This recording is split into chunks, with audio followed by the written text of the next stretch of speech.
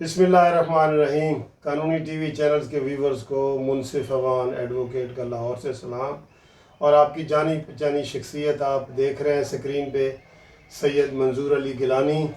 یہ ایک اپنی پارٹی کے بھی، استقلال پارٹی کے بھی چیئرمین ہیں، اور پارٹیوں کا جو ایک اتحاد ہے اس کے بھی یہ چیئرمین ہیں۔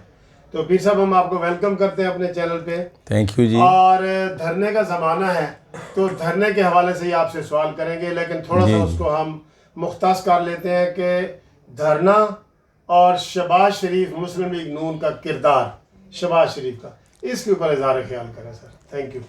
بسم اللہ الرحمن الرحیم۔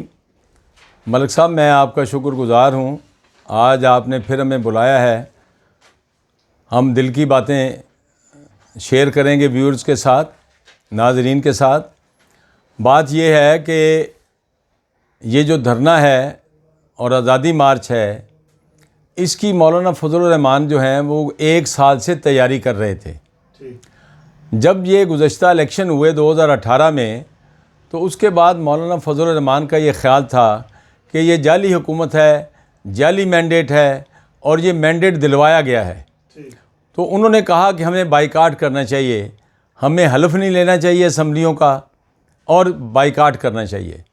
لیکن اس وقت میاں نواز شریف صاحب نے، جناب آصف علی زرداری، بلاول بھٹو، میاں شہباز شریف، اسفندیار ولی، محمود خان اچکزئی، آفتاب شیرپاؤ، یہ جتنی بھی قیادت تھی اپوزیشن کی، انہوں نے کہا کہ نہیں، ہمیں سیاسی نظام کو قائم رکھنا ہے، اور اپنے تحفظات کے باوجود انہوں نے جا کے حلف بھی اٹھایا، اور اس کی تمام جو پروسیڈنگز تھیں اس میں حصہ لیا۔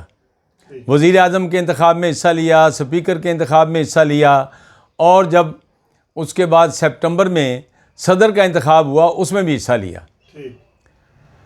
ان کے تحفظات تو سب کے تھے، لیکن مولانا فضل الرحمان یہ کہتے تھے کہ ہمیں ان کا بائیکاٹ کرنا چاہیے، ان کے خلاف تحریک چلانی چاہیے۔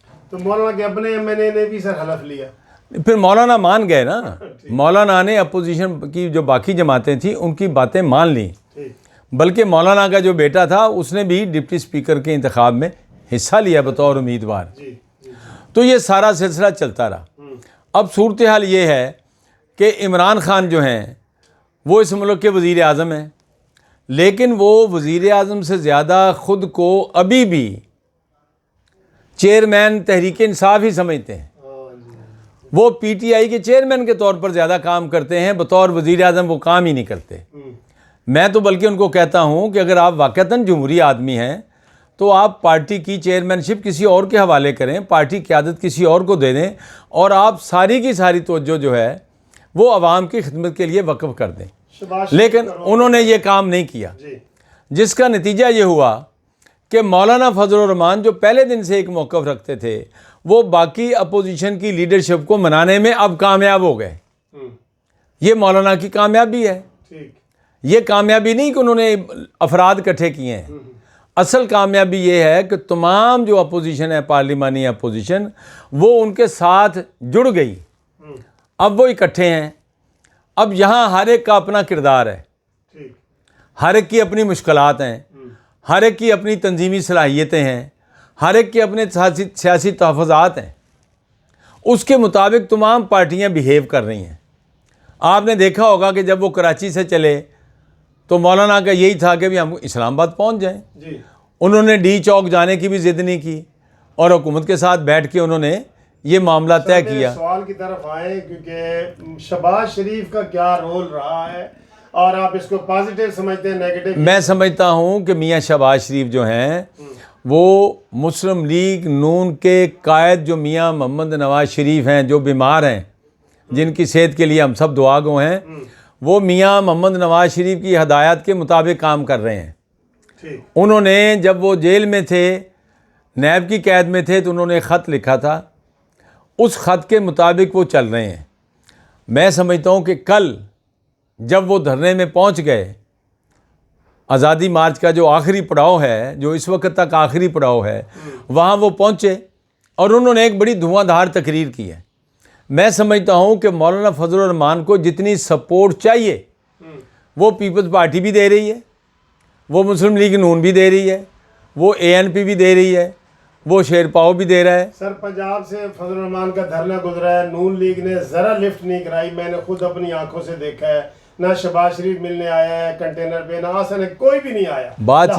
بات یہ ہے کہ یہ تو ان کی آپس کی پلاننگ ہوگی نا, مولانا کے ساتھ کوئی انڈرسٹینڈنگ ہوگی جس کا ہمیں تو نہیں پتا. کیونکہ میں یہ سمجھتا ہوں وہ چاہتے تھے کہ ہم اسلام آباد داخل ہو جائیں, بجائے اس کے کہ لاہور میں جھگڑا ہو جائے یا ساہیوال میں جھگڑا ہو جاتا. کئی جگہ پہ حکومت نے ان کے لوگوں کو روکا ہے, مقدمات درج ہوئے ہیں, اس کے باوجود انہوں نے جھگڑا نہیں کیا, وہ اس کو گزر کے آگے آ گئے. تو یہاں بھی اگر پنجاب میں وہ کرتے, اور خاص طور پر میاں صاحب کی جو طبیعت خراب ہے, شہباز شریف اس میں لگے ہوئے ہیں زیادہ, لیکن ان کی باقی قیادت جو تھی, مثلا ملتان میں جاوید ہاشمی ان کے ساتھ کھڑے تھے. اسی طرح جب کراچی سے چلے ہیں تو سندھ کے سابق گورنر جو محمد زبیر تھے وہ وہاں موجود تھے.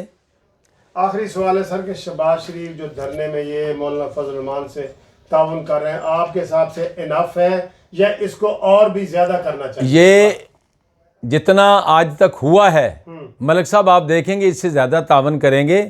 لیکن میں صرف ایک بات کہنا چاہتا ہوں کہ حکومت کو بھی متانت کا اور تدبر کا مظاہرہ کرنا چاہیے, اور اپوزیشن کو بھی ایسے حالات پیدا نہیں کرنے چاہیے جس سے کچھ اور ہونے کا امکان پیدا ہو جائے.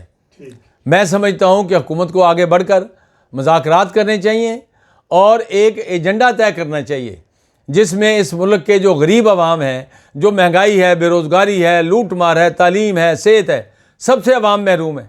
یہ سارا ایجنڈا حکومت کا کام ہے کہ اپوزیشن کے ساتھ بیٹھے اور طے کرے. تھینک یو سی. ناظرین, ہمارا ٹائم ختم ہو گیا ہے. منظور گیلانی صاحب کی بہت پیاری باتیں ہیں, پھر انشاءاللہ اگلے قسط میں پھر ان کو تکلیف دیں گے.